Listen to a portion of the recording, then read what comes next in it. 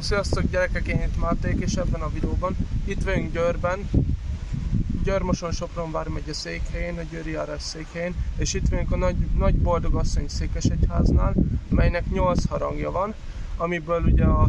Boldog Apor Vilmos püspök, a Szent István király, Szent László király, Szent András apostol, Szent Mihály arkangyal és Szent Háromság harangot Rudolf Bernet passzóban öntötte 2022-ben, a Magyarok Nagyasszonya harangot Szlezák László Budapestnek 1946-ban, és a kanonok lélek harangot, ami le van szerelve, azt ismeretlen mester ismeretlen helyen.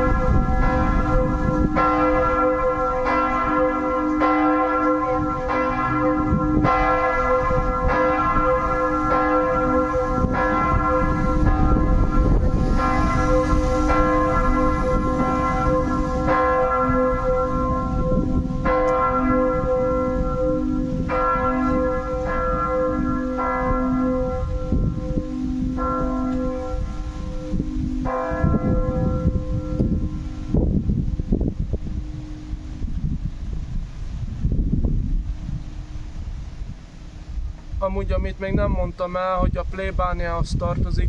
Győr Kisbácsa Nagy Boldogasszony plébánia, Győr Szeplőtelen Fogantatás és Szent István király plébánia, Győr Loyolai Szent Ignác Bencés plébánia, és Győr Magyar Ispita, Győr Német Ispita. Na sziasztok gyerekek, én itt Máté voltam, mert tetszett, lájkoljatok és iratkozzatok fel!